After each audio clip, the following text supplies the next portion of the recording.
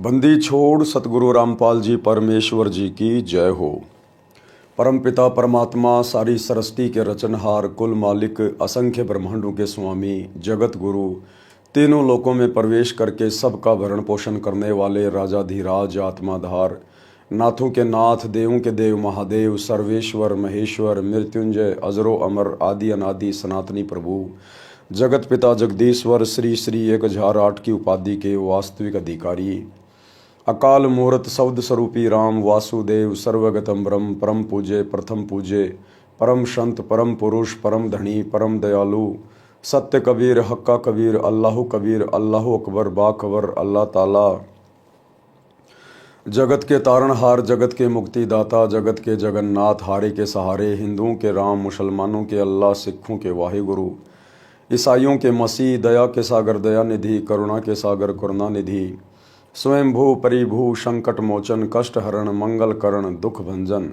अविगत कबीर निर्विकार निर्विषम परमात्मा अलय अलेख सतगुरु आदि अनादि सतगुरु असली मर्यादा पुरुषोत्तम असली राम असली कृष्ण असली घनश्याम असली मुरारी राजाओं के राजा महाराजाओं के महाराजा शहनशाहों के शहनशाह सम्राटों के सम्राट भगवानों के भगवान अल्लाहों के अल्लाह प्रभुओं के प्रभु मसीहों के मसीह सच्चे वाहिगुरु बाबाओं के बाबा पीरों के पीर सेठों के सेठ जगत सेठ सावड़सा सेठ सर्वगुण संपन्न अनंत कोटि कलाओं के स्वामी अनंत कोटि ब्रह्मांडों के नायक योगियों में महायोगी ध्यानियों में महाध्यानी सिद्धों में परम सिद्ध ज्ञानियों में तत्वज्ञानी ब्रह्म ज्ञानी महाज्ञानी परम ज्ञानी सर्वश्रेष्ठ ज्ञानी विज्ञानी युवा कबीर समर्थ कबीर असमवात अमित ओजा सच्चे रहनुमा करीम अल्लाह सुभान अल्लाह दुनिया के अंतिम पैगंबर 8 सितंबर 1951 से गांव धनाना जिला सोनीपत हरियाणा भारतवर्ष की पावन भूमि पे प्रकट रियल कल की भगवान श्री नारायण साकार हरि श्री बाबा साहेब नूर अनंत परमात्मा संत श्रोमणी सतगुरु रामपाल जी परमेश्वर जी के चरण कमल में साध संगति से जुड़े हुए देश विदेश से आप और हम सभी सत्सेवक भाई बहनों का अनंत कोटि दंडवत प्रणाम। सत्साई भाई और बहनों, दया परमपिता परमेश्वर जी की सतगुरु रामपाल जी की जिनके विशेष आशीर्वाद से पवित्र पुस्तक जीने की राह के ऊपर वीडियो बनाने की श्रृंखला जारी है। इसी श्रृंखला में आज हमारा ये 8वें नंबर का वीडियो है। यदि आपने जीने की राह पुस्तक के ऊपर बन रहे वीडियो को शुरू से देखना प्रारंभ नहीं किया है तो आपसे प्रार्थना करेंगे कि आप जी पार्ट नंबर 1 से देखना जरूर शुरू करें। पार्ट 1 इस पुस्तक की भूमिका है और भूमिका को अच्छे से समझे बिना आप जी आगे की वीडियो अच्छे से समझ नहीं पाएंगे। तो भाई और बहनों, ये पुस्तक समाज को एक नई दिशा दे रही है, भक्ति मार्ग से भटकी हुई आत्माओं को परमात्मा की जानकारी दे रही है। आज हिंदुस्तान में या पूरे विश्व में हर व्यक्ति किसी न किसी तरीके से किसी न किसी माध्यम से, चाहे वो मंदिर में जाता है या मस्जिद में चर्चों में या गुरुद्वारे में या तीर्थों पर, वो समझता है कि मैं भगवान से जुड़ा हुआ हूँ, मैं भक्ति कर रहा हूँ। लेकिन ये उनकी सबसे बड़ी महाभूल है। भक्ति का आधार हमारे शास्त्र हैं, धर्म ग्रंथ हैं, और वर्तमान में आप जी जो भी भक्ति कर रहे हैं, आपकी भक्ति का कोई भी आधार नहीं है, कोई भी सिर पैर नहीं है। आपको जितने भी धर्मगुरु मिले हैं उन्होंने आपको शास्त्रों के विरुद्ध भक्ति मार्ग पर लगा रखा है।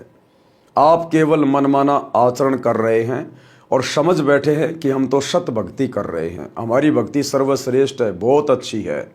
और आपको वर्तमान में जो भी थोड़े बहुत सुख प्राप्त हैं, सुविधाएं प्राप्त हैं, किसी का कारोबार बहुत अच्छा है, किसी की संतान अच्छी है, किसी का मकान अच्छा है, किसी का शरीर अच्छा है, ये सब कुछ प्रत्येक मनुष्यों को, स्त्री या पुरुष, उनके पिछले मनुष्य जन्मों के शुभ या अशुभ कर्मों के कारण प्राप्त होता है। यदि आपको भक्ति से सब कुछ प्राप्त करना है तो आपने सतगुरु रामपाल जी के द्वारा लिखित पुस्तकें पढ़नी पड़ेंगी, या यूट्यूब पर जाकर सर्च करें सृष्टि रचना सतगुरु रामपाल जी।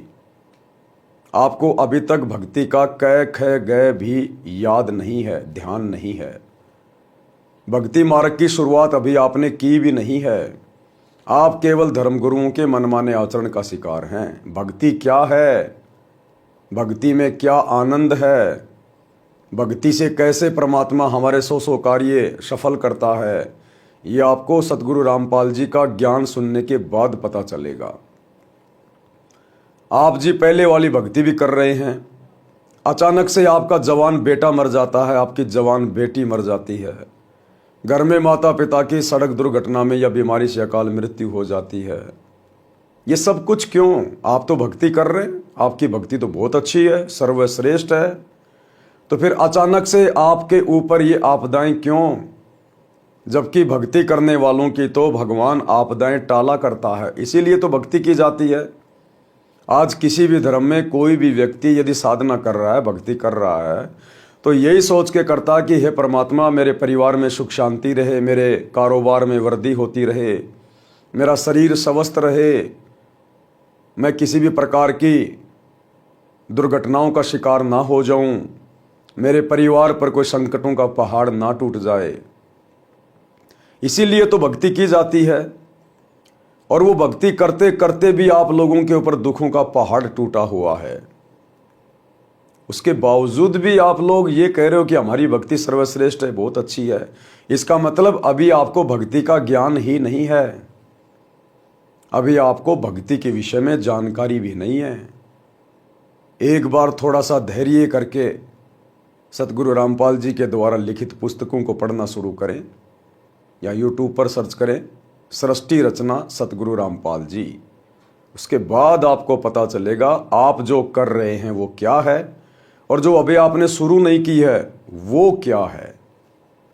तो भाई और बहनों, इस पुस्तक के ऊपर जो वीडियो बनाए जा रहे हैं, आज इस श्रृंखला में 8वें नंबर का वीडियो है। पिछले वीडियो में गुरुदेव भगवान ने हमें बहुत कुछ समझाया, बहुत कुछ बताया, विशेषकर नशे के विषय में, कि नशा इस मानव शरीरधारी प्राणी स्त्री या पुरुष के लिए कितना हानिकारक है। भक्ति मार्ग में सबसे ज़्यादा हानिकारक है नशा, जो हमारे 10वें द्वार सुषुम्ना द्वार को अवरुद्ध करता है, जिस द्वार से हमारी आत्मा ऊपर त्रिकुटी को जाती है, परमात्मा से मिलन होता है। तो गुरुदेव ने हमें बहुत कुछ समझाया था। आज के वीडियो में परमात्मा हमें समझा रहे हैं कि यह नशा तो गधे और घोड़े भी पसंद नहीं करते, यानी जानवर भी नशा पसंद नहीं करते, तम्बाकू खाना पसंद नहीं करते, और इंसान इस नशे को खुशी खुशी स्वीकार किए है, खुशी खुशी नशा करता है।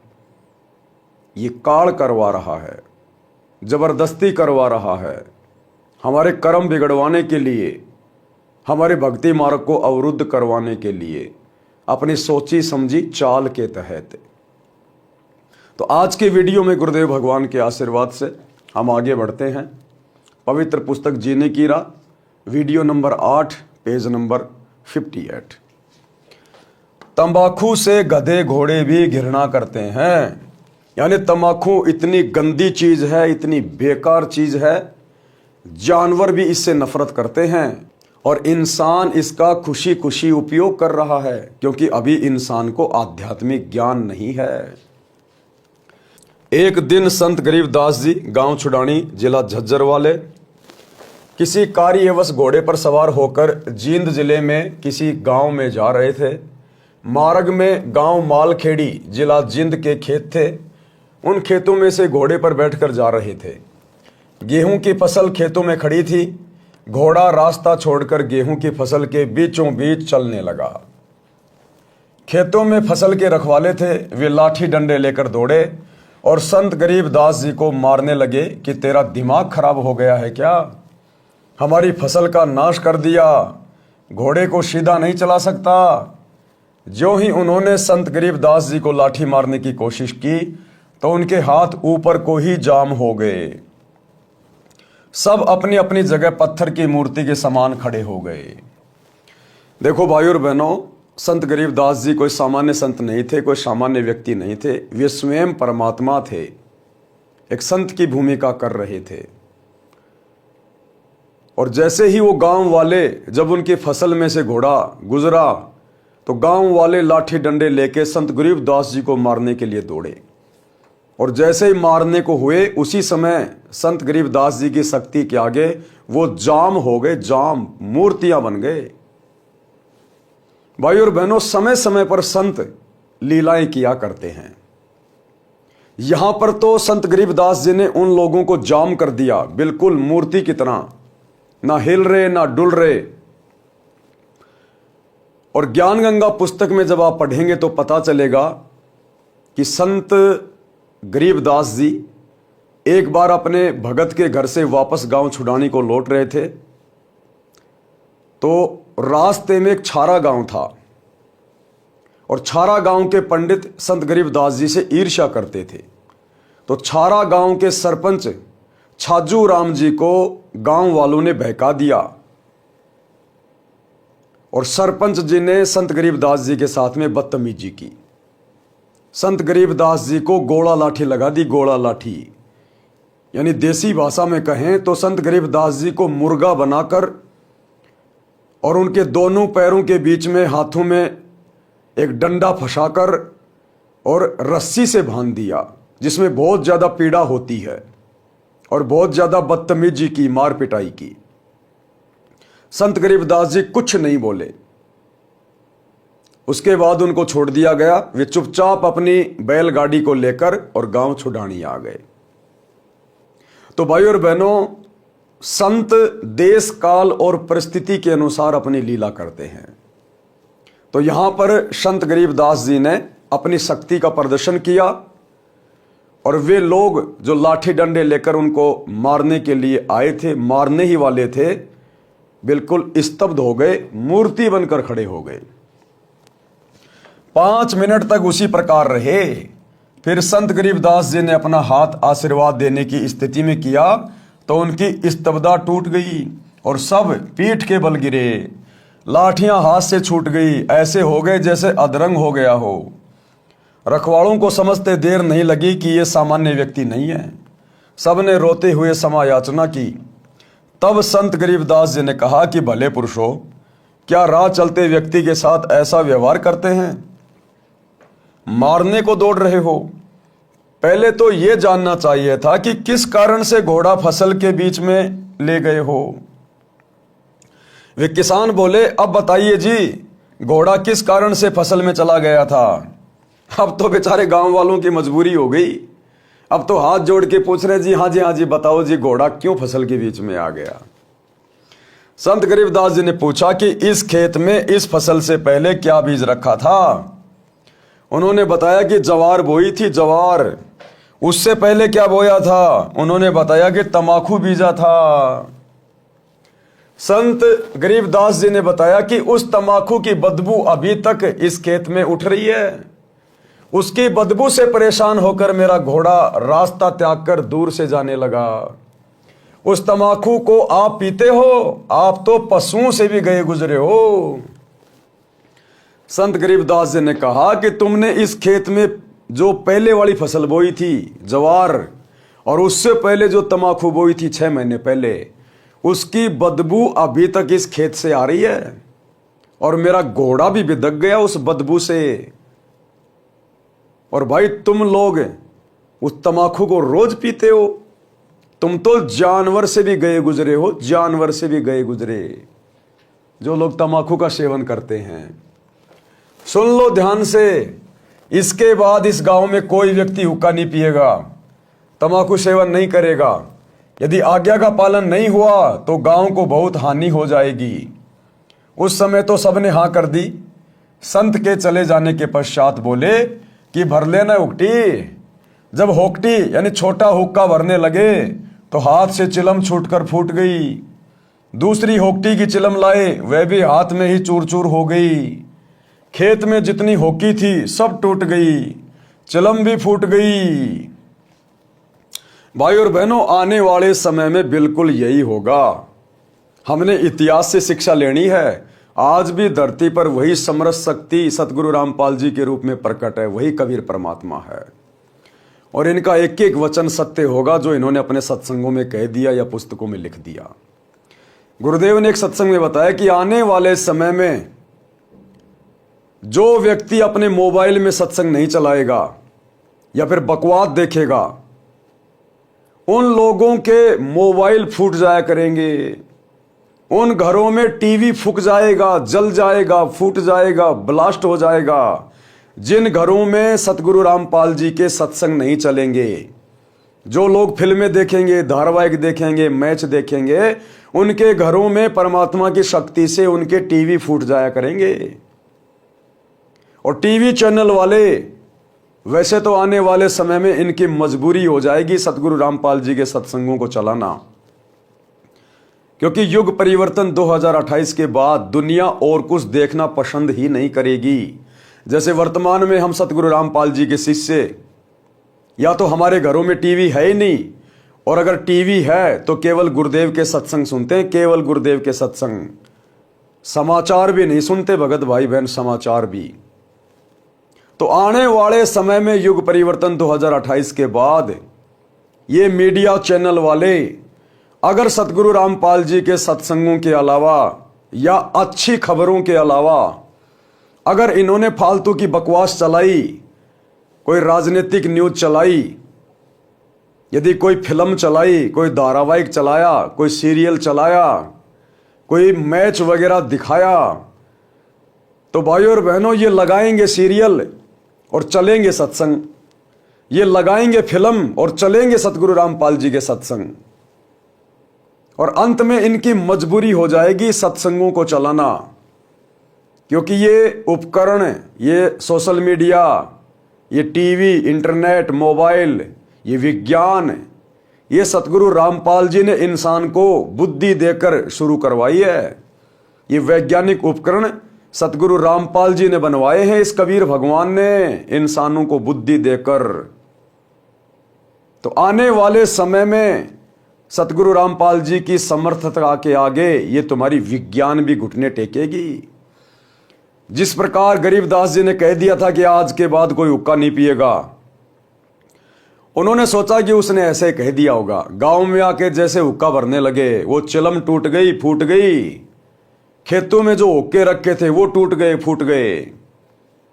तो इसी प्रकार आने वाले समय में यदि टीवी चैनलों पर कुछ चलेगा तो सत्संग चलेगा, नहीं तो लोगों के घरों में टीवियों में आग लग जाएगी, ब्लास्ट हो जाएंगे।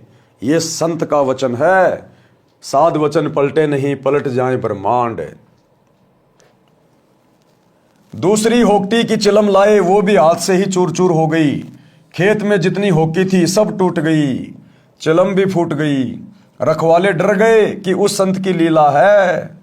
गांव गए तो गांव के सब हुक्के टूट गए, चिलम फूट गई, पूरे गांव में हड़कंप मच गया, भय का वातावरण हो गया। रखवाले गांव में आए तो कारण का पता चला। उस दिन के पश्चात गांव में वर्तमान तक हुक्का यानी तंबाकू सेवन कोई नहीं पीता। गांव का नाम है मालखेड़ी। हरियाणा के मालखेड़ी गांव में आज भी आप लोग जाके देख सकते हैं। और वो लोग यही कहेंगे कि भाई आदरणीय गरीबदास जी ने हमारे को हुक्का ना पीने का आशीर्वाद दे रखा है। उस गांव में गुरुदेव ने बताया यदि कोई रिश्तेदार आ जाता है तो वो लोग अपनी तरफ से हुक्का भर के नहीं देते, दूर से पकड़ा देते हैं, इशारा कर देते हैं। उस गांव में आज भी भय है और उस गांव के व्यक्ति हुक्का नहीं पीते हैं। हुक्का पीने वाले कहते हैं कि ले मेरे पास कड़वा तंबाकू है। यानी जो लोग नशा करते हैं, हुक्का पीते हैं, वो आपस में जब बैठ जाएंगे हुक्के के चारों तरफ तो कहेंगे ले मेरे वाला तंबाकू कड़वा है, ये वाला भर ले, ये वाला पी ले। तो परमात्मा कहते हैं नादानो, आज तुम भक्ति ना करके जो परमात्मा का विधान तोड़ रहे हो, इस मनुष्य जन्म का दुरुपयोग कर रहे हो, ये हुक्का पी रहे हो, नशा कर रहे हो, कड़वा कड़वा तंबाकू पी रहे हो। कल को जब ये शरीर छूटेगा, धर्मराज के दरबार में जाओगे, यम के दूत तुम्हारे मुंह में मूतेंगे, तुम्हारे मुंह में, और कहेंगे ले भाई तू तो कड़वा कड़वा पीने का शौकीन है ना, ले अब ये पेशाब पी तू, अब तेरी इच्छा पूरी की जाएगी। यहां पर हुक्का पीने वाले कहते हैं कि ले मेरे पास में कड़वा तंबाकू है, ये भर ले चिलम में। दूसरा कहता है कि ये मेरे वाला अधिक कड़वा है। संत गरीबदास जी ने बताया है कि मृत्यु के उपरांत यम के दूत उस कड़वा तंबाकू पीने वाले के मुख में मूत देते हैं। कहते हैं कि तू अधिक कड़वा कड़वा तमाकू पीना चाहता था, ले प्यारे कड़वा मूत पी ले, मूत्र की धार उसका मुख खोलकर मुख में लगाते हैं। संत गरीबदास जी ने ये तो एक लीला करके बुराई छुड़ाई थी। ज्ञान से जो प्रभाव पड़ता है वह सदा के लिए बुराई छुड़ा देता है। और अब आने वाले समय में इस पूरी पृथ्वी पर सतगुरु रामपाल जी के ज्ञान का प्रभाव पड़ेगा, उनके ज्ञान का असर पड़ेगा, क्योंकि ये स्वयं परम शक्ति है, सृष्टि का रचनहार है, अपने निर्धारित समय पर अपने मिशन को पूरा करने आया है। ये भक्ति युग है। 2028 युग परिवर्तन के बाद जितनी भी आत्माएं पूरे विश्व में बचेंगी, जो आइडिया लगाया जा रहा है भविष्यवाणियों के अनुसार कि पूरे विश्व की केवल 64 करोड़ आबादी बचेगी, उसके बाद इस पृथ्वी पर वही आत्माएं रहेंगी जो धार्मिक होंगी, जो सतगुरु रामपाल जी की भक्ति करेंगी। तो आने वाले समय में सतगुरु रामपाल जी के ज्ञान का प्रभाव पूरे विश्व पर होगा। ज्ञान सत्संग से होता है। सत्संग सुनने की रुचि पैदा करो, सत्संग सुनो। गुरुदेव कह रहे सत्संग सुनने की रुचि पैदा करो, सत्संग से ही ज्ञान होगा। परमात्मा ने सबकी जेब में मोबाइल डाल रखे हैं। यूट्यूब पे जाइए, सर्च कीजिए सृष्टि रचना सतगुरु रामपाल जी, और ज्ञान सुनना शुरू कर दीजिए। निवेदन, उपरोक्त बुराई सर्वथा त्याग दें, इससे जीवन का मार्ग सुहेला हो जाएगा। भाई और बहनों, ये परम संत के वचन हैं, किसी डूम भाट के गीत नहीं है। और परमात्मा फिलहाल तो निवेदन कर रहे हैं कि उपरोक्त बुराई बिल्कुल त्याग दो, इससे जीवन का मार्ग आसान हो जाएगा। अगर परम संत के वचनों को हल्के में ले लिया उनका संदेशा मिलने के बाद भी, तो आने वाले समय में आप लोगों के ऊपर वो कहर टूटेंगे, आपके परिवार पे वो बिजली गिरेगी, आपने कभी सोचा भी नहीं होगा। इसलिए परम संत के वचनों को हल्के में ना लें। ये बुराइयां हैं, ये हुक्का, बीड़ी, सिगरेट, गांजा, अफीम, ये इंसानों के लिए नहीं बना है। ये काल ने जबरदस्ती बुराई पैदा करवाई है आप और हमें भक्ति से दूर करने के लिए, परमात्मा से दूर करने के लिए। ये काल कौन है, क्यों ऐसा करवा रहा है, इसके लिए सृष्टि रचना सुनिए सतगुरु रामपाल जी के मुख कमल से। नशा नाश करता है, गुरुदेव कह रहे नशा करता है नाश। कैसे? नशा चाहे शराब, सुल्फा, अफीम, हीरोइन आदि आदि किसी का भी करते हो, यह आपका सर्वनाश का कारण बनेगा। परम सत्य के वचन है कि आपके सर्वनाश का कारण बनेगा। कैसे? यहां भी आप जी बीमार हो जाओगे, तरह तरह के रोग लगेंगे, शरीर में कफ हो जाएगा, बाई हो जाएगी, जो है पित्त हो जाएगा। और जिसका शरीर स्वस्थ नहीं, वो आदमी चाहे कितना ही धनी हो, वो कभी सुखी नहीं हो सकता। और मरने के बाद तो नशा करने वाले के साथ में क्या बनेगी, आपने पिछली वीडियो में देख लिया। शराब पीवे कड़वा पानी, 70 जन्म कुत्ते के जानी। शराब पीने वाला लगातार 70 जन्म कुत्ते के भोगता है। सुरापान मदमासा हारी, गमन करे भोगे पर नारी, 70 जन्म कटत है शीशम, साक्षी साहिब है जगदीशम। नशा करने वाले की बहुत भयंकर दुर्गति यम के दूत करते हैं फिर, और नरक में ठोक दिया जाएगा। 84 लाख योनियों में गधा कुत्ता सुअर बनने के लिए विवश कर दिया जाएगा। नशा सर्वप्रथम तो इंसान को शैतान बनाता है, फिर शरीर का नाश करता है। शरीर के 4 महत्वपूर्ण अंग हैं, फेफड़े, लीवर, गुर्दे और हृदय। शराब सर्वप्रथम इन चारों अंगों को खराब करती है। सुल्फा यानी चरस दिमाग को पूरी तरह नष्ट कर देता है। हीरोइन शराब से भी अधिक शरीर को खोखला करती है। अफीम से शरीर कमजोर हो जाता है, अपनी कार्यशैली छोड़ देता है। अफीम से ही चार्ज होकर चलने लगता है। यानी अफीम खाने वाला व्यक्ति जब तक उसको अफीम नहीं मिलेगी, उसके हाथ पैर बिल्कुल ढीले हो जाते हैं, उसकी जो क्षमता है शारीरिक वो बिल्कुल कमजोर पड़ जाती है, वो आदी हो जाता फिर, और अंत में मरकर ही दम छूटता है, मरकर ही। आज भाई और बहनों, सतगुरु रामपाल जी के ज्ञान को सुनकर, ज्ञान गंगा पुस्तक को पढ़कर, जीने की राह पुस्तक को पढ़कर, हजारों की संख्या में ऐसे भाई जो अफीम के आदी थे, और वो बताते हम तो इतनी मात्रा में अफीम खाते थे, अगर कोई नया आदमी खा ले तो उसकी मृत्यु हो जाए। एक दिन में इतनी इतनी अफीम खाते थे वो। और हर प्रकार से उन्होंने प्रयास कर लिया था। साधु संतों की शरण में भी गए, नशा मुक्ति केंद्रों में भी गए, अपने बाल बच्चों की भी सौगंध खा खा के छोड़ने का प्रयास किया, लेकिन नहीं छोड़ पाए। और जैसे ही सतगुरु रामपाल जी से उपदेश लिया, आज उन आत्माओं को अन्य अफीम खाने वालों से भी नफरत है। कोई बीड़ी पीता है तो उसकी धुआं से भी नफरत है, क्योंकि ये बुराइयां छूटेंगी ज्ञान से और परम संत के आशीर्वाद से। इस ज्ञान को समझकर आप जिस दिन ये संकल्प कर लेंगे कि हे गुरुदेव, मैं भक्ति करना चाहता हूं, मैंने बहुत गलतियां कर ली है, आप मेरी ये बुराई छुड़वाइए, आप मेरा नशा छुड़वाइए, आपकी वो तलब समाप्त कर देगा परम संत। उनके वचन में शक्ति होती है। तो भाइयों और बहनों, आज मौका है आप लोगों के पास में।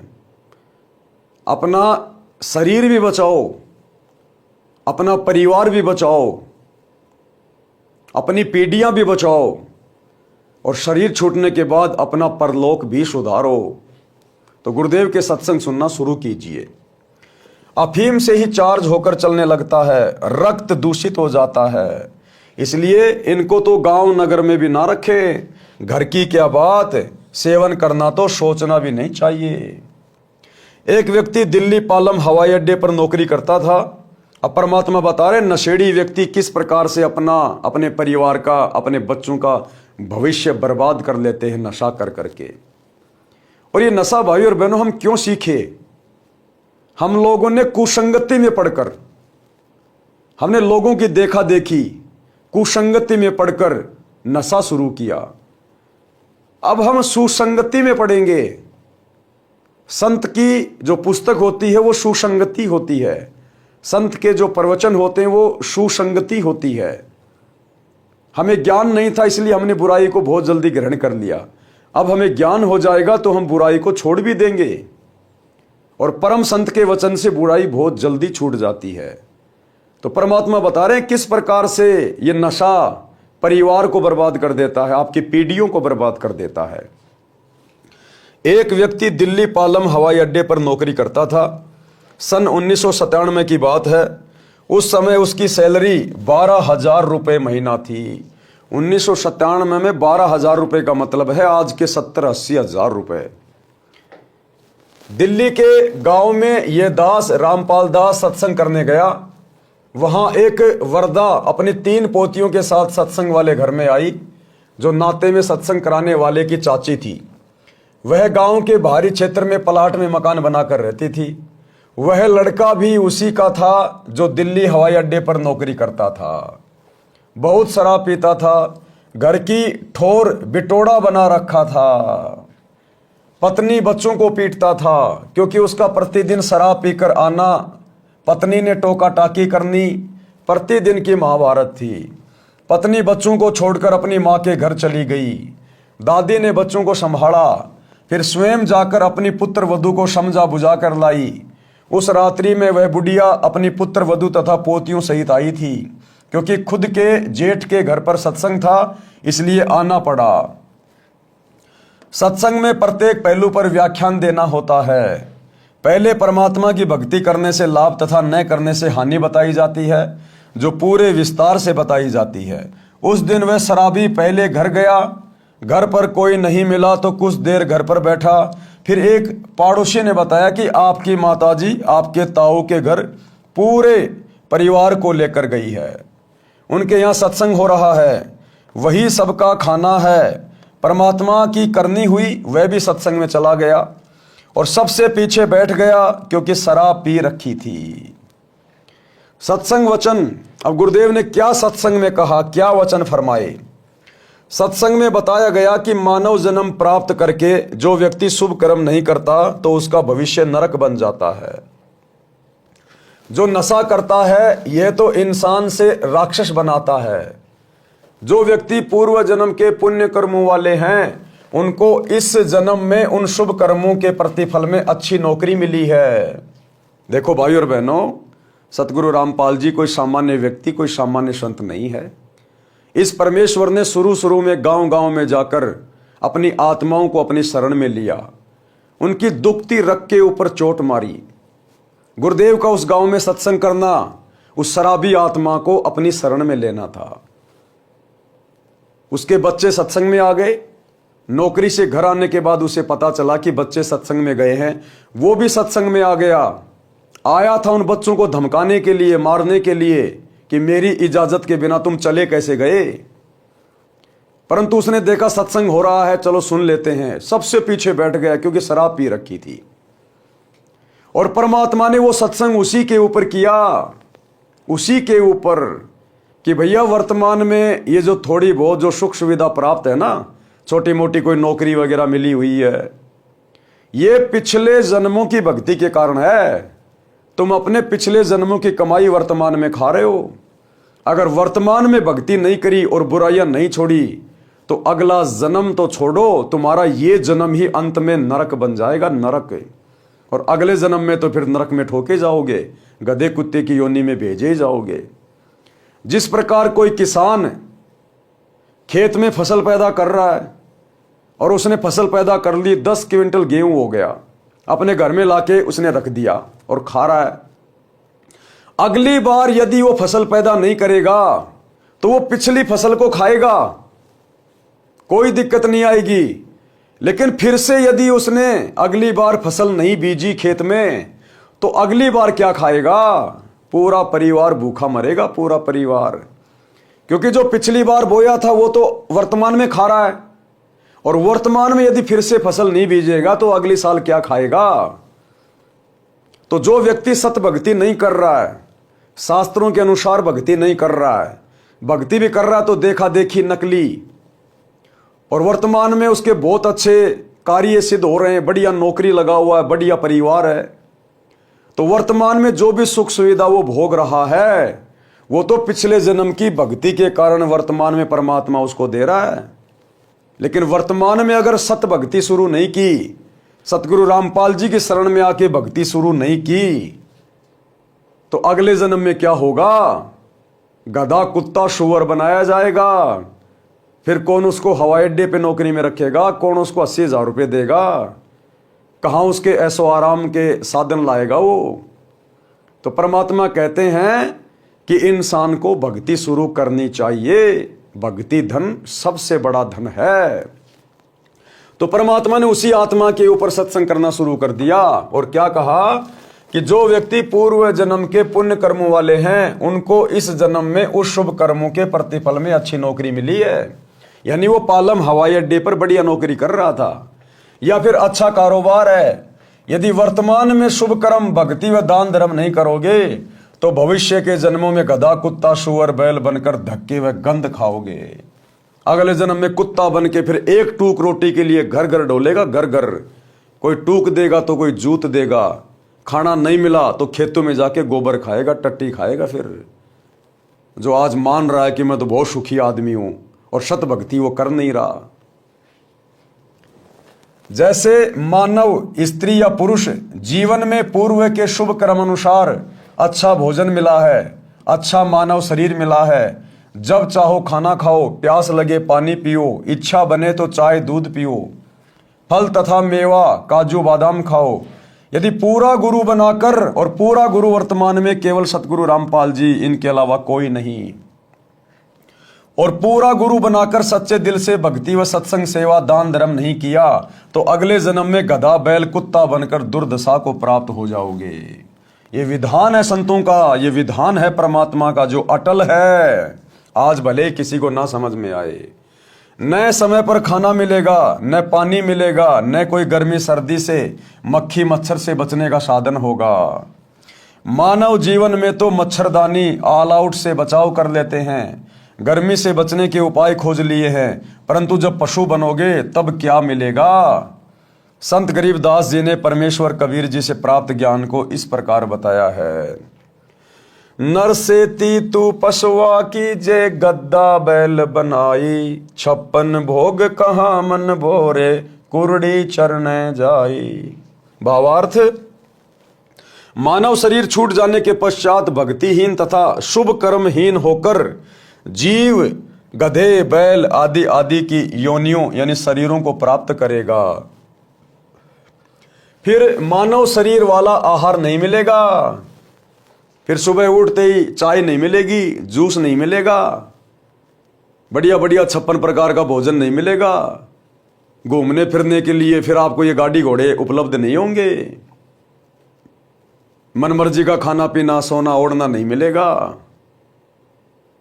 फिर तो गधे कुत्ते सुअर बनकर, आप अच्छे से जानते हो फिर एक बैल सारा दिन क्या करता है, एक गधा सारा दिन क्या करता है, कितनी मेहनत करता है। और कुम्हार गधे को खाना भी घर पे नहीं डालता, कान पकड़ के छोड़ देता है, बाहर कुरड़ियों पे चढ़ के आता है, सूखी सूखी घास। गधा बनकर कुरड़ी कूड़े के ढेर पर गंध खाएगा, बैल बनकर नाक में नाथा एक रस्सी डाली जाएगी, रस्से से बंधा रहेगा, न प्यास लगने पर पानी पी सकेगा, न भूख लगने पर खाना खा सकेगा। मक्खी मच्छर से बचने के लिए एक दुम यानी पूंछ होगी, उसको कूलर समझना, पंखा या मच्छरदानी समझना। और जिन प्राणियों के अधिक पापकर्म होते हैं, पशु जीवन में उनकी पूंछ भी कट जाती है। एक 1.5 फुट का डंडा शेष रहता है, उसे घुमाता रहता है। ये दुर्गति होती है उन कर्महीन प्राणियों की जो मनुष्य जन्म में स्त्री या पुरुष बनकर जो परमात्मा की भक्ति नहीं करते, भक्ति भी करते हैं तो नकली भक्ति करते हैं। मंदिर मस्जिद चर्च गुरुद्वारे तीर्थ बस यहीं तक सीमित रह जाते हैं, सच्चे सतगुरु की खोज नहीं करते। उन प्राणियों के साथ फिर अगले जन्मों में ये बनता है। एक बैल के पिछले पैर के खुर के बीच में लगभग 1.5 इंच बड़ी कील लग गई। अब बता रहे परमात्मा कि भक्ति ना करने से फिर आगे चलकर ये जीव कितना कष्ट उठाता है, कितना दुखी होता है।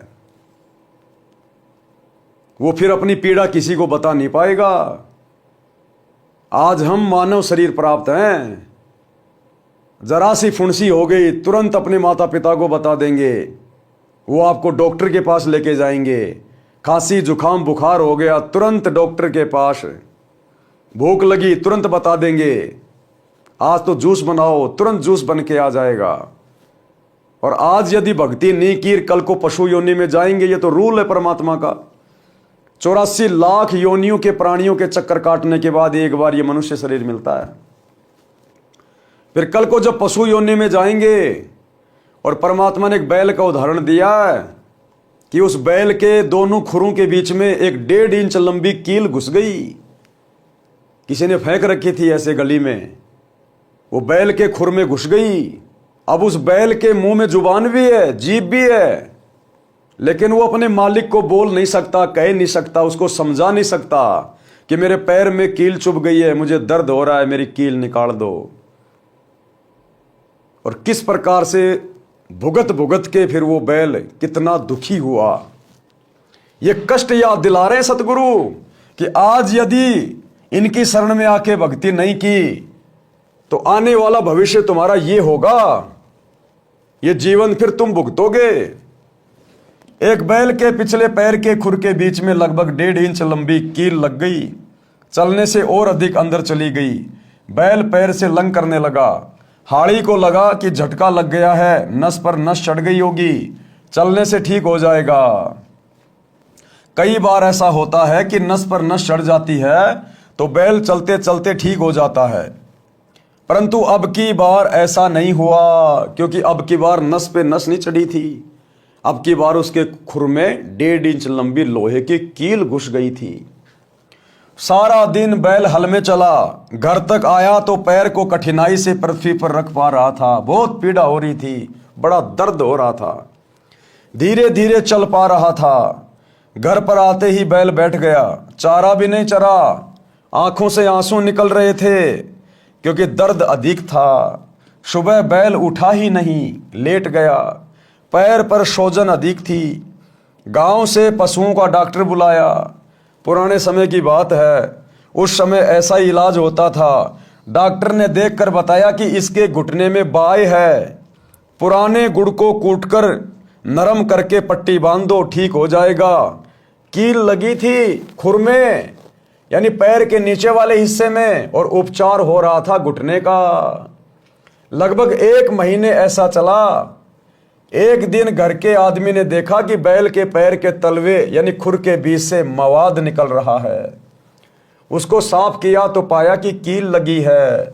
किसी औजार से कील निकाली, तब 1 सप्ताह में बैल ठीक हो गया, पेट भर चारा खाया पिया। अब परमात्मा कह रहे हैं विचार करो, आज संत के सत्संगों से दूर होने के कारण आप लोग चाहे कितनी सुख सुविधा प्राप्त कर रहे हो, लेकिन भाई ये परमानेंट नहीं है। वैसे तो इस जन्म का ही पता नहीं कब हमारा शरीर छूट जाए, कब एक्सीडेंट हो जाए, कब भूकंप आ जाए, कब लाइट से हाथ लग जाए, किसी का भरोसा नहीं। और यदि वर्तमान में भक्ति सत्य नहीं की तो अगला जन्म तो वैसे ही नरक बनने वाला है। तो फिर ये सारे जीवन हमने भोगने पड़ेंगे। फिर ये तो एक पशु का एक छोटा सा इंसिडेंट बता रहे हैं, एक छोटा सा इंसिडेंट। उस पशु का पैर भी टूट जाता है, उस पशु के चोट लगने से जख्म हो जाती है और घाव में कीड़े भी पड़ जाते हैं। बहुत भयंकर तरीके से फिर ये प्राणी दुख उठाता है। तो परमात्मा कह रहे हैं थोड़ा सा विचार करो, दिमाग लगाओ, इंसान हो जानवर नहीं हो। विचार करें, जब ये प्राणी मानव शरीर में था, कौन? वो बैल जब कभी आप और हमारी तरह मानव शरीर में था, वो कभी राजा भी था। वो बैल ब्रह्मा विष्णु महेश भी रह चुका है। वो बैल बहुत बड़ा सेठ भी रह चुका है। जब कभी वो मानव शरीर में था तो उसने सौपन में भी नहीं सोचा था कि एक दिन मैं बैल भी बन जाऊंगा, जैसे वर्तमान में आज नहीं सोच रहे लोग। क्यों नहीं सोच रहे? क्योंकि सतगुरु का सत्संग प्राप्त नहीं है। सत्संग से ज्ञान होता है, भविष्य की जानकारी होती है, और सत्संग हम सुनेंगे नहीं तो हमें भविष्य का पता कैसे चलेगा? आने वाले कष्टों के विषय में हमें जानकारी कैसे मिलेगी? और हमारा ये जीवन बर्बाद हो जाएगा। उसने सौपन में भी नहीं सोचा था कि एक दिन मैं बैल भी बन जाऊंगा। अब बोलकर भी नहीं बता पा रहा था कि दर्द कहां पर है। कबीर जी ने कहा है कि कबीर, जिव्या तो वाहे बली, जिव्या यानी जीभ तो वाहे बली, जो रटे हरि का नाम, नहीं तो काट के फेंक दियो मुख में भलो ना चाम। उसके मुंह में जीभ है, लेकिन वो 1 महीने तक केवल भुगतता रहा, पीड़ा सहन करता रहा, लेकिन मुंह से बोलकर समझा नहीं पाया कि मालिक मेरे पैर में कील चुभी हुई है, क्यों मेरे घुटने पे पट्टी बांध रहे हो, मुझे पीड़ा तो खुर में है। वो प्राणी बोल भी नहीं पा रहा, सिवाय अपना कर्म भोगने के उसके पास कुछ भी ऑप्शन नहीं। तो परमात्मा हमें पहले से आगाह कर रहे हैं कि ये मनुष्य शरीर परमात्मा की भक्ति के लिए मिला है। ये प्रत्येक अंग हमें भक्ति में सहयोग के लिए मिले कि जीव तो वाहे बली, जो रटे हरि का नाम, नहीं तो काट के फेंक दियो मुख में भला नहीं चाम। ये दूसरों की निंदा चुगली करने के लिए नहीं मिली है, ये फालतू में सारा दिन बड़बड़ करने के लिए नहीं मिली है। ये जीव हमें परमात्मा की महिमा करने के लिए, उनका सुमरण करने के लिए मिली है, नाम का जाप करने के लिए मिली है। और यदि हम इस परमात्मा के द्वारा दिए गए अंग का दुरुपयोग करेंगे, सत भक्ति नहीं करेंगे, सच्चे सतगुरु के सत्संग नहीं सुनेंगे, इनकी शरण में नहीं आएंगे, तो हमारे आगे आने वाले जन्मों में हम क्या क्या कष्ट भोगेंगे। ये थोड़ा सा ट्रेलर आप भाई बहनों को दिखाया जा रहा है। आपके आसपास खूब जानवर हैं, खूब पशु पक्षी हैं, उनका जीवन कितना सुखी है कितना दुखी है आप लोग भली भांति जानते हैं। अगर विचार नहीं कर पा रहे हैं तो सतगुरु सत्संग के माध्यम से तुम्हें विचार करने की सलाह दे रहा है। एक बार इनके सत्संग सुनना शुरू कर दीजिएगा यूट्यूब पे, तुम्हारी आंखें खुलती चली जाएंगी हम किस जेरे कुएं में बैठे हैं। कबीर, जिव्या तो वाहे भली, जो रटे हरि को नाम, नहीं तो काट के फेंक दियो मुख में भलो ना चाम। भावार्थ, जैसे जीव शरीर का बहुत महत्वपूर्ण अंग है, यदि परमात्मा का गुणगान तथा नाम जाप के लिए प्रयोग नहीं किया गया तो व्यर्थ है, क्योंकि इस जुबान से कोई किसी को कुवचन बोलकर पाप करता है। बलवान व्यक्ति निर्बल को गलत बात कह देता है, जिससे उसकी आत्मा रोती है। बद्दुआ देती है, बोलकर सुना नहीं सकता क्योंकि मार भी पड़ सकती है। ये पाप हुआ। आप किसी व्यक्ति को इस जुबान से गालियां निकालकर उसको दुखी कर देते हो, कुवचन बोलकर सामने वाले की आत्मा दुखी कर देते हो। ये जुबान फिर तुम्हें अगले जन्मों में परमात्मा की सजा का पात्र बना देगी, परमात्मा का सजा का पात्र। इसलिए मालिक कहते हैं ये जीव परमात्मा के गुणगान के लिए मिली है, ये जीव हमें भक्ति में सहयोग के लिए मिली है। फिर किसी की निंदा करके, किसी की झूठी गवाही देकर, किसी को व्यापार में झूठ बोलकर ठग कर अनेकों प्रकार के पाप मानव अपनी जीभ से करता है। परमेश्वर कबीर जी ने बताया है कि यदि जीभ का सदुपयोग नहीं करता है, यानी शुभ वचन, शीतल वाणी, परमात्मा का गुणगान यानी चर्चा करना, धार्मिक सदग्रंथों का पठन पाठन तथा भगवान के नाम पर नाम सुमरण जीभ से नहीं कर रहा है, तो इसे काट कर फेंक दो। कोरे पाप इकट्ठे कर रहा है, कोरे पाप। जीभ को काटने का कहना तो मात्र उदाहरण है, जो सतर्क करने को है। कहीं जीभ काट कर मत फेंक देना। अपने शुभ कर्म, शुभ वचन शुरू करना। यदि राम नाम व गुणगान नहीं कर रहा है तो पवित्र मुख में इस जीभ के चाम को रखना अच्छा नहीं है।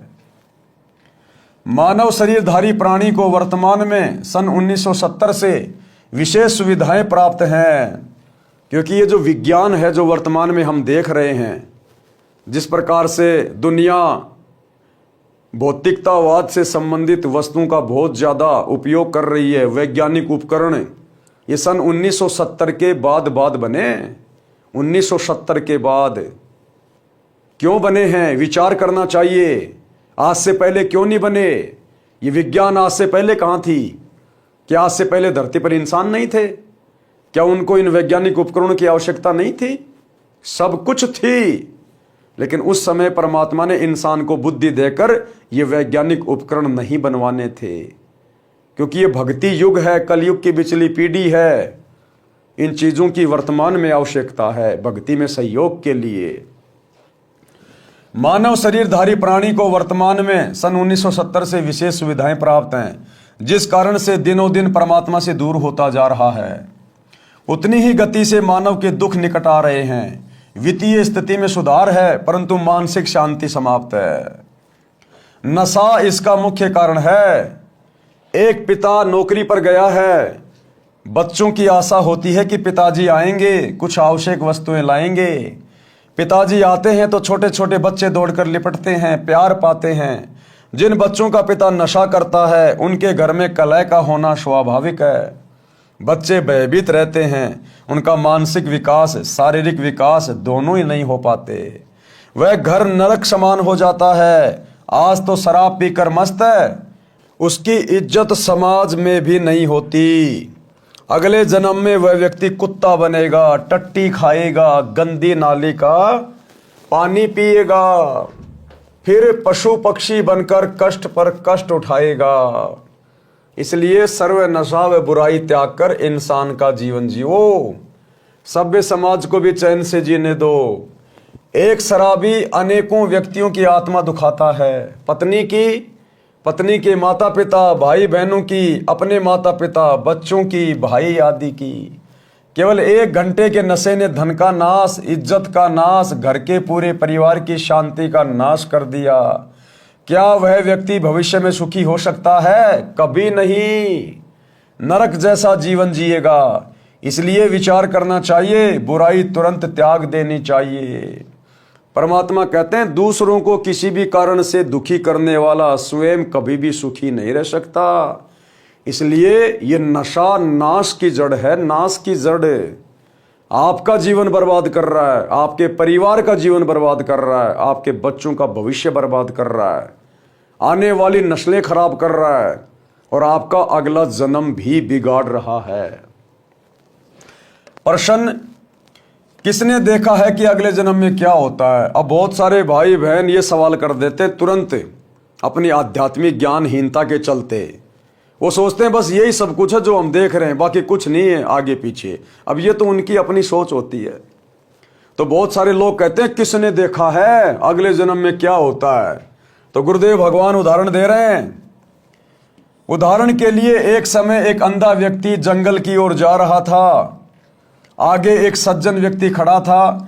उसने कहा कि हे सूरदास जी, इधर मत जाओ, ये रास्ता भयंकर जंगल में जाता है, खूंखार शेर, चीते आदि आदि जानवर रहते हैं, आप लौट जाइए।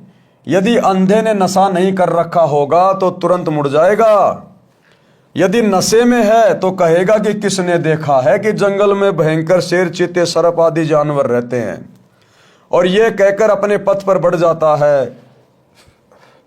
विचार करें, अंधे को दिखाई नहीं देता और आंखों वाले की बात पर विश्वास नहीं करता, तो उसको कौन से तरीके से समझाया जाए। अब हमें तो आध्यात्मिक ज्ञान है ही नहीं, और संत यदि हमें समझाते हैं पुस्तक लिखकर या सत्संग करके, उनकी बातों पर हम विश्वास नहीं करें कि किसने देखा, आगे भी कोई लोक है, आगे भी गधा कुत्ता बनना किसने देखा है, तो परमात्मा कहते हैं ऐसे व्यक्ति को कैसे समझाएं, उसका तो दुर्भाग्य है, उसने तो आगे चलकर वो कष्ट फिर भोगने ही भोगने हैं। यदि नहीं मानता है तो उसकी वही दशा होगी जो आंखों वाला बता रहा था, शेर मार डालेंगे। इसी प्रकार संतजन आंखों वाले होते हैं। जो संत होते हैं वो आंखों वाले होते हैं, वो हमारे भविष्य के विषय में जानते हैं, बुराई करने से क्या मिलेगा, अच्छाई करने से क्या मिलेगा, परमात्मा का विधान क्या है। संत हमें समझाते हैं क्योंकि वो जानते हैं, वो आंखों वाले हैं। इसी प्रकार संतजन आंखों यानी ज्ञान नेत्र वाले हैं। उन्होंने हमें बताया है जो ऊपर वर्णन किया गया है। हम ज्ञान नेत्रहीन अंधे हैं। यदि हम संतों की शिक्षा पर विश्वास करके रास्ता नहीं बदलेंगे तो वही होगा जो ऊपर बताया गया है। क्या? नर से फिर तू पसवा कीजे, गद्दा बैल बनाई, 56 भोग कहाँ मन भोरे, कित कुरडी चरने जाई। फिर अगले जन्म में 84 लाख योनियों में ये काल तुझे असहनीय कष्ट भोगने के लिए विवश कर देगा। फिर तू ऐसी स्थिति में आ जाएगा, अगर कोई तुझे समझाएगा तो तू समझ भी नहीं पाएगा। क्योंकि किसी भी पशु या पक्षी को आप समझाओ कि ये भक्ति कर ले, ये भगवान है, ये मंत्र जाप कर ले, उसको कुछ समझ में नहीं आएगा। आज हमें ऐसा सुंदर शरीर प्राप्त है, स्त्री या पुरुष का, ये केवल परमात्मा के गुणगान के लिए, उनकी भक्ति के लिए, मोक्ष प्राप्ति के लिए मिलता है। एक मौका देता है परमात्मा, एक मौका। करोड़ों जन्मों गधे कुत्ते सुअर के भोगने के बाद एक मौका देता है परमात्मा। इसलिए कहते हैं मानव तन दुर्लभ है, ये मिले न बारंबार। जैसे पेड़ से पत्ता टूट जाए फिर वापस नहीं लगता डार, जिस प्रकार किसी पेड़ से पत्ता टूटकर एक बार जमीन पे गिर जाता है, वो पत्ता फिर वापस पेड़ पे नहीं लग सकता, इम्पॉसिबल। यदि एक बार ये शरीर छूट गया बिना सतभक्ति के, ये फिर 84 लाख योनियां भोगने के बाद ही मिलेगा। इतना आसान नहीं है कि अगला जन्म भी मनुष्यों का हो जाएगा, बार बार मनुष्य ही बनेंगे। ये तो आप और हमारी मनमानी सोच है कि इंसान तो इंसान बनता है, जानवर तो जानवर ही बनता है।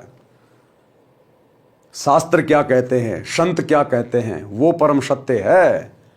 आज आपका सौभाग्य कि आप लोगों को समझाया जा रहा है, बताया जा रहा है। अन्यथा ये प्रवचन, ये सत्य ज्ञान की बातें, सतयुग में वो बड़े बड़े ऋषि जिनको आज हम बड़े बड़े महापुरुष मानते हैं, जो लाखों लाखों साल तक तपस्या करते थे, हजारों हजारों साल जो साधना करते थे, उनको भी ये सत्य वचन सुनने को नहीं मिले। जो सत्य वचन, सत्य भाषण आज आपको सतगुरु रामपाल जी के मुख कमल से सुनने को मिल रहे हैं, उनके द्वारा लिखी पुस्तकें आपको पढ़ने को मिल रही है। और फिर भी यदि आपने उनके वचनों को कान के ऊपर से टाल दिया, उनकी बातों को हल्के में ले लिया, तो भैया ये आगे के जीवन आपके इसी प्रकार से दुखदाई होंगे। कुछ व्यक्ति तो यहां तक कह देते हैं कि देखा जाएगा जो होगा। उनसे निवेदन है कि गधा बनने के पश्चात आप क्या देखोगे, फिर तो कुमार देखेगा। इस प्रकार के प्रवचन सत्संग में अवश्य सुनने चाहिए। कई कहते हैं देखी जाएगी, किसने देखा है। अरे फिर तू क्या देखेगा भाई, तू तो शरीर छूटने के बाद फिर गधा बनेगा ही बनेगा, परमात्मा का विधान है। फिर तो कुम्हार देखेगा जब तू गधा बनेगा, 2.5 मन का बोरा रखेगा, पीछे से मारेगा लठ, फिर तो कुम्हार ने देखना है। अगर आपने देखना है तो आज देखो, समय है। वह शराबी भी सत्संग में आ बैठा। अब चर्चा चल रही है उस व्यक्ति की। वो व्यक्ति सबसे पीछे आके सत्संग में बैठ गया और प्रवचन सुनने लगा, और परमात्मा ने उसी के ऊपर सत्संग कर दिया, क्योंकि संत अंतर्यामी होते हैं। वह शराबी भी सत्संग में आ बैठा, क्योंकि घर पर कोई नहीं था, ताला लगा था। कुछ देर के बाद नशा उतर गया और सब सत्संग सुनना पड़ा। उस दिन के पश्चात उस व्यक्ति ने कभी शराब नहीं पी और कोई नशा नहीं किया। दीक्षा ली, पूरे परिवार को दीक्षा दिलाई। हम यानी लेखक तथा साथ सत्संग में गए कुछ भगत सुबह गांव के बाहर घूमने के लिए गए तो रास्ते में उस व्यक्ति एयरपोर्ट वाले का घर था। गली में उसकी माताजी खड़ी थी। उसने कहा कि महाराज जी चाय पीकर जाना। उसकी माताजी ने क्या कहा गुरुदेव को कि महाराज जी चाय पी के जाना। निवेदन किया, विनती की। गांव के भगत ने बताया कि इनके घर अवश्य चलो, उजड़ा पड़ा है परिवार। साधु संतों के चरण पड़ने से घर पवित्र हो जाता है। हम सब उनके घर चले गए। हम कुल 5 जने थे। चारपाई आंगन में डली थी। मई का महीना था, पेड़ की छाया थी। उसकी माता जी ने अपनी पुत्र वधू से कहा कि बेटी चाय बना। उस बेटी ने चूल्हे में आग जलाकर डेगची में पानी डालकर चाय बनाना शुरू किया। आधे घंटे बाद हमने कहा कि चाय शीघ्र लाओ, हमने घूमने जाना है, फिर किसी अन्य गांव में सत्संग के लिए जाना है। परंतु फिर भी वह बेटी डेगची के नीचे आग जलाए जा रही थी। दोबारा कहा तो वो रोने लगी। गांव का भगत उठकर गया तो पता चला कि घर पर ना चीनी है, ना चाय पत्ती और ना ही दूध है। उस व्यक्ति की माताजी भी रोने लगी। कहा कि उजड़े पड़े हैं महाराज, बचा सको तो बचा लो। उसकी मां ने गुरुदेव भगवान से अरदास की रो रो के कि ये परमात्मा हमारा तो परिवार उजड़ा पड़ा है, आपके भरोसे है मालिक, बचा सको तो बचा लो। वह व्यक्ति दीक्षा लेकर समय से अपनी ड्यूटी पर चला गया था। कुछ दिन के पश्चात हम दिल्ली में ही पंजाब खोड़ गांव में सत्संग कर रहे थे। वहां पर वह व्यक्ति अपनी माता तथा पत्नी व 3 बेटियों को कार में बैठाकर सत्संग में लाया। पहले एक टूटी सी मोटरसाइकिल थी। सब बच्चों ने सुंदर वस्त्र पहन रखे थे। कह रहे थे कि पिताजी अब मम्मी के साथ कभी नहीं लड़ते। सब तनख्वाह दादी जी को देते हैं, हम तो स्वर्ग में रहने लगे। दादी जी बोली कि उस दिन आपके ऐसे दर्शन हुए कि हम तो उजड़े बस गए। मैंने कहा कि माई तेरा बेटा बुरा नहीं था, इसने ये अच्छे विचार कभी सुने ही नहीं थे। गुरुदेव भगवान ने कहा कि माई तेरा बेटा बुरा नहीं था। आत्मा कोई बुरी नहीं होती, इंसान कोई बुरा नहीं होता। बुराई, बुरे लोगों की कुसंगति में इंसान स्वतः ही सीख जाता है कि तेरा बेटा बुरा नहीं था, लेकिन उसकी जो संगति थी वो अच्छी नहीं थी। उसके कानों में कभी संतों के सत्संग नहीं पड़े थे, और यदि किसी के सत्संग भी कानों में पड़े तो वो संत ज्ञानहीन थे, अधिकारी नहीं थे, उनके वचनों में शक्ति नहीं थी, जिस कारण से कुछ भी परिवर्तन नहीं हो पाया।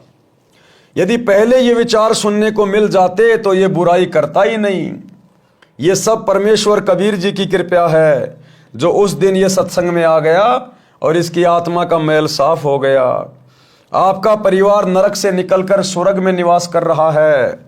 परमात्मा की मर्यादा में रहना, कभी कष्ट नहीं आएगा। क्या कहा गुरुदेव ने कि भाई जो भक्ति आपको दे दी है, जो दीक्षा आपको दे दी गई है और जो नियम बता दिए गए हैं, अगर उन नियम मर्यादाओं में रह के भक्ति करोगे तो जिंदगी में कभी आपको कष्टों का सामना ही नहीं करना पड़ेगा। तो भाई और बहनों, जिस परम संत के एक सत्संग से एक उजड़ा हुआ परिवार स्वर्ग बन गया, तो सोचिए क्या आगे वाला लोक हमारा दुखी होगा। अरे कहते हैं जिसका ये लोक सुखी नहीं उसका परलोक कभी सुखी नहीं हो सकता, और जिसका ये लोक सुखी है उसका तो परलोक सुखमय है। तो जो परम संत नाम दीक्षा देकर इस गंदे लोक में सारी बुराइयां छुड़वाकर परिवार को ऋषि परिवार बना सकता है, संत परिवार बना सकता है, सुखी कर सकता है, तो भाई और बहनों क्या वो परमात्मा आपके लिए नहीं करेगा? क्या आप लोगों के उजड़े हुए परिवार को नहीं सुधारेगा? और आपको लगता है कि नहीं नहीं हम तो ठीक है, हमारा परिवार तो बहुत अच्छा है, खारे पीरे ऐश कर रहे हैं, ये कब उजड़ जाएगा कोई भरोसा नहीं है, कब उजड़ जाएगा। तो थोड़ा सा ठंडे दिमाग से विचार कीजिएगा। आपको वर्तमान में जो भी सुख सुविधा है आपके पिछले मनुष्य जन्म की भक्ति के कारण है। अगर वर्तमान में सत भक्ति शुरू नहीं की तो ये जीवन भी अंधकार में डूबेगा अंत में, और आने वाले जीवन तो आपने पहले पढ़ ही लिए, गधे के, कुत्ते के, सुअर के, बैल के, कितना कष्ट उठाना पड़ेगा। भक्ति करते रहना, कई पीढ़ी का उद्धार हो जाएगा। भाई जब वो खुद भक्ति पे लग गया तो उसका पूरा परिवार भी भक्ति पे लग गया, और जब उसके बच्चे बचपन से ही भक्ति करने लग गए तो वो तो कभी जिंदगी में बुराई की तरफ देखेंगे नहीं। तो इसी प्रकार से आने वाली पीढ़ियां इस भक्ति को करती रहेंगी, क्योंकि वर्तमान में सतगुरु रामपाल जी ने जो ये भक्ति मार्ग चला दिया है ये कई हजारों साल तक चलेगा, कई हजारों साल तक। तो गुरुदेव ने कहा कि तेरी पीढ़ियों का भी उद्धार हो जाएगा। इस प्रकार सत्संग से मानव उद्धार होकर विश्व में शांति, आपसी प्रेम बढ़ता है। सत्संग विचार अवश्य सुना करो, पढ़े भक्ति मर्यादा पृष्ठ 287 पर। यानी सतगुरु रामपाल जी से उपदेश लेने के लिए क्या क्या भक्ति मर्यादा है, क्या क्या नियम है, क्या क्या बुराइयां आपने छोड़नी पड़ेंगी, किन किन बातों का ध्यान रखना पड़ेगा, आगे चलकर इसी पुस्तक में हम पेज नंबर 287 पर पढ़ेंगे। माता पिता की सेवा व आदर करना परम कर्तव्य। आजकल समाज में संतों के सत्संगों के अभाव से और बहुत सारी बुराइयों ने जो समाज को घेर लिया है, ये तरह तरह की फिल्में, धारावाहिक, सीरियल, दुनिया भर की फैशन, भाग दौड़ वाली जिंदगी, भौतिकतावाद की आग लगी हुई है दुनिया में, अश्लीलता, फूहड़ता, नग्नता। आज युवा बच्चे अपने माता पिता का सत्कार करना भी भूल गए। बच्चों का अपने माता पिता के प्रति क्या कर्तव्य है वो भी धीरे धीरे जनरेशन बोलती जा रही है। तो गुरुदेव भगवान हमें याद दिला रहे हैं कि थोड़ा ठहरो, थोड़ा विचार करो, अंधे होके मत दौड़ो। आप भी किसी दिन माता पिता बनोगे, आपका भी बुढ़ापा आएगा। आज जैसा व्यवहार तुम करोगे अपने माता पिता के साथ, दादा दादी के साथ, ये व्यवहार आने वाले समय में फिर तुम्हारी संतान तुम्हारे साथ करेगी। तो गुरुदेव भगवान क्या समझा रहे हैं? माता पिता की सेवा व आदर करना परम कर्तव्य। प्रत्येक माता पिता की तमन्ना होती है कि मेरी संतान योग्य बने, समाज में बदनामी ना मिले। लेकिन भैया मात्र ये सोचने से संतान संस्कारी नहीं बनेगी। अगर अपनी संतान को संस्कारी बनाना है, योग्य बनाना है, तो आपने परम संत से जुड़ना पड़ेगा, उनके प्रवचन सुनने पड़ेंगे, उनसे नाम उपदेश लेना पड़ेगा, बुराइयां त्याग कर और सही मार्ग पे चलना पड़ेगा। जब परिवार में माता पिता भक्ति करेंगे, उनके अच्छे विचार होंगे, शुद्ध विचार होंगे, बुराई करने से डरेंगे, तो बच्चे माता पिता से देखकर ही सीखते हैं, बच्चे भी उसी रास्ते पे चलेंगे, तो परिवार ऑटोमेटिक ही स्वर्ग बन जाएगा। प्रत्येक माता पिता की तमन्ना होती है कि मेरी संतान योग्य बने, समाज में बदनामी ना मिले, अच्छे चरित्र वाली हो, आज्ञाकारी हो, वृद्ध अवस्था में हमारी सेवा करे, हमारी बहू हमारे कहने में चलने वाली आए, समाज में हमारी इज्जत रखे, वृद्ध अवस्था में हमारी सेवा करे, प्यार से व्यवहार करे। सतयुग त्रेता द्वापर तक यह मर्यादा चरम पर रही। यानी सतयुग त्रेता और द्वापर युग तक बेटा बेटी आज्ञाकारी होते थे, माता पिता की सेवा किया करते थे, अपने घर की इज्जत का ख्याल रखा करते थे, बाहर बड़े बूढ़ों की भी शर्म माना करते थे। लेकिन वर्तमान में ये कलयुग की पिछली पीढ़ी आ गई, भक्ति युग, और काल को चिंता बन जाती है कि कहीं ये आत्मा ये सत भक्ति प्राप्त करके मेरे जाल से बाहर ना निकल जाएं। इसलिए वो हमें हर प्रकार से बिगाड़ने का प्रयास करता है। ये नशा उसी काल के षड्यंत्र के तहत समाज में फैला है। इसलिए परमात्मा को आना पड़ा धरती पर, अन्यथा ये कलयुग का लास्ट समय हो जाता, लास्ट समय। ये 4,32,000 का जो कलयुग है ना टोटल, अगर सतगुरु रामपाल जी वर्तमान में धरती पर ना आते, अपने पावन चरण कमल ना रखते और ये सत भक्ति का प्रचार प्रसार ना करते, इस धरती पर आग लग जाती, आग। लेकिन थोड़ी बहुत जो शांति आज हम महसूस कर रहे हैं ना, ये सतगुरु रामपाल जी के कारण, और उनके भक्तों के घरों में जो पांचों यज्ञ हो रहे हैं, जो धर्म कर्म हो रहे हैं, उनके कारण आज ये शांति थोड़ी बहुत बरकरार है। लेकिन बहुत जल्द आने वाले समय में 2028 के आसपास बहुत बड़ा झटका लगेगा दुनिया को, बहुत बड़ा झटका, क्योंकि ये दुनिया सतगुरु रामपाल जी के ज्ञान पर विचार नहीं कर रही है, संत रामपाल जी की शरण में आकर और अपने अच्छे दिन लाने की ओर नहीं चल रही है। इसलिए युग परिवर्तन 2028 का समय निश्चित है। दुनिया बहुत भयंकर समस्याओं से गुजरेगी। अगर उस समय से पहले पहले आप जी इनके प्रवचन सुनकर इनकी शरण में आ जाओगे तो आपके और आपके परिवार का बचाव है। अन्यथा 2028 युग परिवर्तन, और जब जब युग परिवर्तन होता है पृथ्वी पर बहुत भयंकर परिस्थितियां बिगड़ती हैं, बहुत जबरदस्त, जब दो युगों की टक्कर होती है। तो क्या कह रहे परमात्मा, सतयुग त्रेता द्वापर तक ये मर्यादा चरम पर थी, सब सुखी जीवन जीते थे। कलयुग में कुछ समय तक तो ठीक रहा, परंतु वर्तमान में स्थिति विपरीत ही है।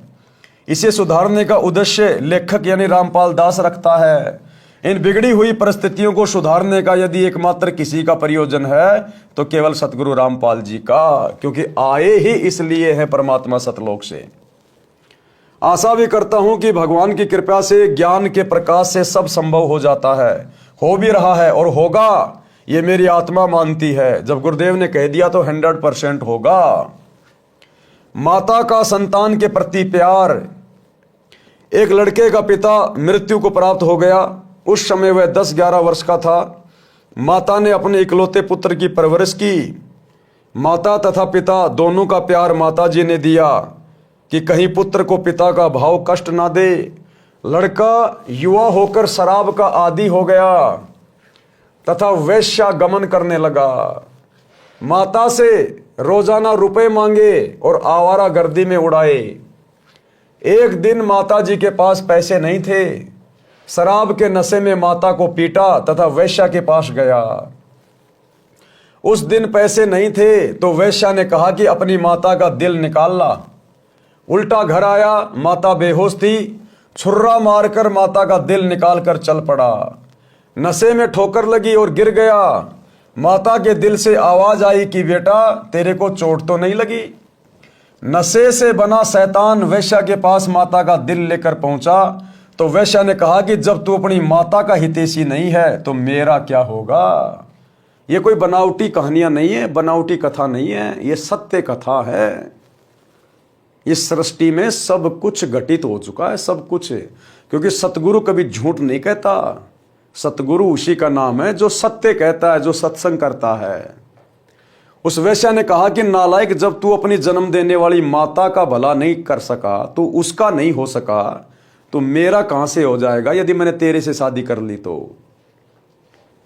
किसी के बहकाव में आकर तू मुझे भी मार डालेगा। मेरे को तो तेरे से पीछा छुड़ाना था कि तू अब निर्धन हो गया है, मेरे किस काम का। इसलिए ये शर्त रखी थी कि तू माता का दिल निकाल नहीं सकता, क्योंकि वह तेरे को कभी किसी वस्तु के लिए मना नहीं करती थी। हे शैतान, चला जा मेरी आंखों के सामने से। ये कहकर वेश्या ने उसे घर से बाहर धक्का देकर द्वार बंद कर लिया। वह शैतान घर आया, माता के शव पर विलाप करने लगा। कहा कि माता जी, हो सके तो भगवान के दरबार में भी मुझे बचाना। आवाज आई कि बेटा कुछ नहीं हुआ, बस तेरे को खुश देखना चाहती हूँ। उसी समय नगर के लोग आए, थाने में सूचना दी। उस अपराधी को राजा ने फांसी की सजा दी। राजा ने फांसी चढ़ाने से पूर्व उसकी अंतिम इच्छा जानी तो उस लड़के ने कहा कि कुछ नागरिकों को बुलाया जाए, मैं अपनी कारगुजारी को सबके साथ साझा करना चाहता हूं। नगर के व्यक्ति आए। उस लड़के ने अपना जुल्म कबूला और बताया कि मैंने उपरोक्त जुल्म किया। मेरी माँ की आत्मा अंतिम समय में भी मेरे सुखी रहने की कामना करती रही। मेरे को नशे ने शैतान बना दिया। मैंने वेश्यागमन करके समाज को दूषित किया। आप लोग मेरे से नसीहत लेना। जो घोर पाप मैंने अपनी माता जी को परेशान करके किया, कोई और मत करना। माता जैसी हमदर्द संसार में पत्नी भी नहीं हो सकती, भले वह कितनी ही नेक हो। माता अपने बेटा बेटी को इतना प्यार करती है कि सर्दियों में बच्चा पेशाब कर देता है तो माता स्वयं उसके पेशाब से भीगे ठंडे वस्त्र पर लेटती है, बच्चे के नीचे सूखा बिछोना देती है। यदि बच्चा भूख से रो रहा होता है तो खाना बीच में छोड़कर उसे पहले अपना दूध पिलाकर शांत करती है। यानी भाई और बहनों, नशे के कारण उस आत्मा ने कितना बड़ा जुल्म कर दिया, अपनी माता तक को मार दिया। यानी नशे में आदमी शैतान हो जाता है, शैतान। उससे अपने अच्छे बुरे की, अपने भविष्य की, अपने परिवार की, समाज में इज्जत की कुछ भी परवाह नहीं होती है। इसलिए गुरुदेव भगवान कह रहे हैं कि अभी समय है, भक्ति युग है, सतगुरु धरती पे प्रकट है, आप लोगों तक ये जानकारी पहुंच रही है। अगर आज भी भक्ति नहीं करोगे, सतमार्ग नहीं अपनाओगे, बुराई नहीं छोड़ोगे, तो कल को शरीर तो छूटेगा छूटेगा। ये आपके चाहने से सदा नहीं बना रहेगा। मृत्यु यहां का अटल संविधान है, ये मृत्यु लोक है। ना यहाँ कोई रह सका, ना कोई रह पाएगा। तो कल को फिर ऊपर परमात्मा के दरबार में जाना पड़ेगा, अपना हिसाब किताब देना पड़ेगा। फिर वहां क्या मुंह लेके खड़ा होगा? फिर 84 लाख योनियों में ठोक दिया जाएगा, पशु पक्षियों की योनियों में असहनीय कष्ट भोगने के लिए। तो परमात्मा हमें समय रहते समझा रहे हैं सत्संगों के माध्यम से।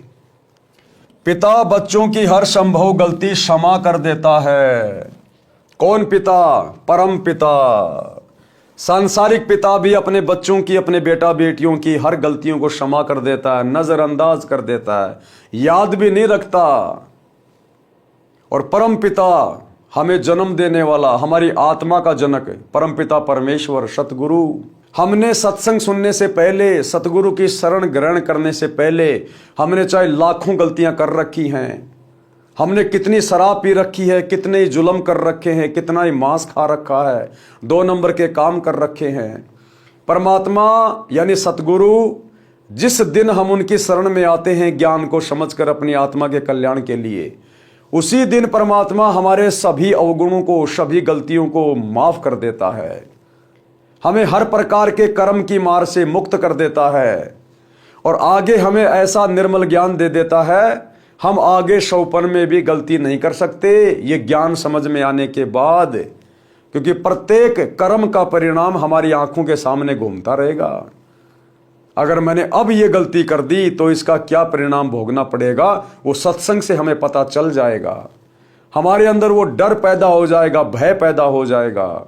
हम शौपन में भी गलतियों की तरफ कभी नहीं चलेंगे। तो भाई और बहनों, कैसे परमात्मा यानी सतगुरु अपने भक्तों की हर गलतियों को माफ कर देता है, जो गलतियां हमने ना केवल इस जन्म में बल्कि असंख्य जन्मों में जाने अनजाने में कर रखी होती हैं। तो इस विषय में हम कल रात्रि 8 बजे Facebook page Pawan Das is live के ऊपर लाइव जुड़कर सुनेंगे। तो आज के वीडियो में केवल इतना ही। कल रात्रि 8 बजे सभी भाई बहन लाइव जुड़िए। तब तक गुरुदेव भगवान हम सबको आज्ञा दे, इजाजत दे, आशीर्वाद दे। बंदी छोड़ सतगुरु रामपाल जी भगवान की जय हो। भाई जो गुरु बचन पे डट के, कट गे फंद 84 के, कट गे फंद 84 के, कट गे फंद 84 के। भाई जो गुरु बचन पे डट के, कट गे फंद